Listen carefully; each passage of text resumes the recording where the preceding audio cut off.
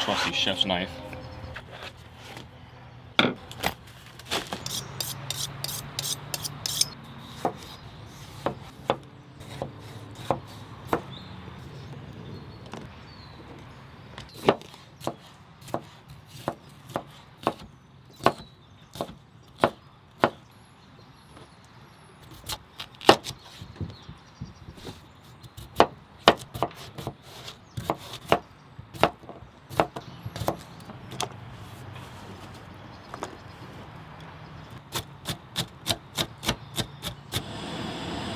I'm gonna drop just a little bit more oil on this, and then the potatoes are gonna go right on it.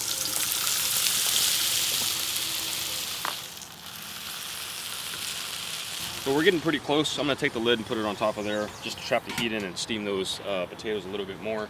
Okay, so these are done now, so I'm gonna move this off to the very sides. I'm gonna drop a couple pieces of bacon in there.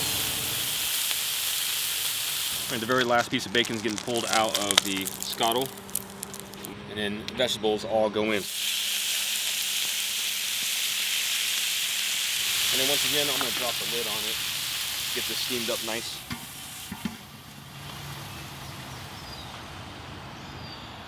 And then sip my coffee. Vegetables are nice and soft now, so I'm going to move that off to the side. The next thing is going to go on is our protein.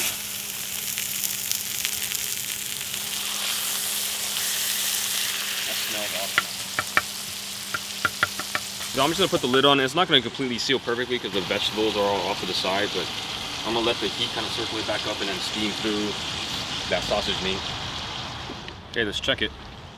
So that right there looks pretty good to me. Steamed all the way through, happy with that. And then I'm going to move it off to the side. And the last thing is going to go on are the eggs.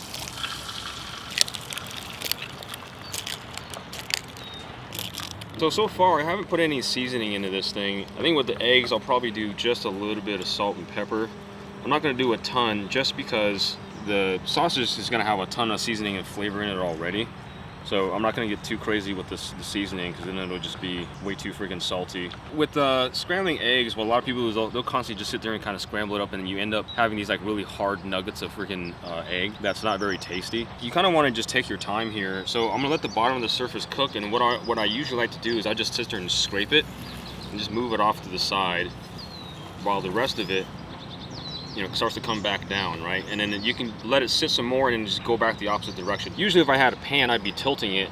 You know, I'd tilt it all towards me, push it up this way, and let the runny eggs come back down this way. And so that way you get like nicer, fluffier, softer eggs, and it doesn't taste, I don't know, it's hard to explain, but if you got eggs that have been overcooked, you're gonna have kind of like a weird eggy flavor that's just not very pleasant. So take your time on the eggs. Don't sit there and scramble the crap out of them on high heat. Go like low to medium, and I promise you the eggs are going to taste better, they'll have better texture, and you'll enjoy them a lot more. So I'm just kind of doing this little scrape and just giving them a little bit of time to cook, and I'm going to go the opposite direction. I'm going to pull it down this way. So give this a shot and you'll have better food if you're into just becoming a better cook in general. And your friends and family who you serve will thank you for it. Thank you, David. Okay, so what I'm gonna do is I'm not gonna leave the eggs in the pan because I don't want them to overcook. And so now that they're basically pretty much done, there's still got a little bit of like softness to it. I wouldn't say it's runny, but it is gonna continue to cook itself with all this residual heat. I'm gonna pull this out of the pan or out of the Skottle and let it sit because I don't want those to burn. Put a little bit more oil. Okay, so everything kind of gets pushed back right in the middle. Potatoes. And then lastly, the vegetables. Put the lid on it. Okay, I'm gonna pick this thing up and move it over here. This is gonna be the burrito assembly station. So I'm gonna grab this thing, be really careful with it. My tortillas, so I'm gonna bring out the first one. Bring my eggs, my bacon over here. Vegetables, we got potatoes, decent amount of sausage, eggs. We got some bacon we'll crumble up, put on top of there. See if I can roll this to a nice little pretty pocket.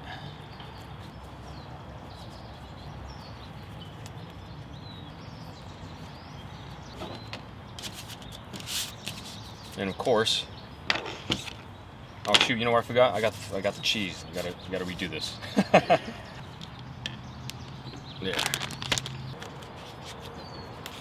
All right, so I'm gonna cut this open. I'm gonna show you guys the cross section here. There's your cross section. That looks awesome. Cleanup is pretty easy. I'm just using a little bit of water, and I'm using a spatula. A wooden one would be better because, you know, I am making a lot of surface contact, so it's starting to kind of melt the plastic there on my spatula. But I'm kind of just going around and scraping it until I don't feel any more of that food stuck on there. I'm gonna turn this off. So I'm just gonna tilt it this way, dump it all off, push the rest of that off here.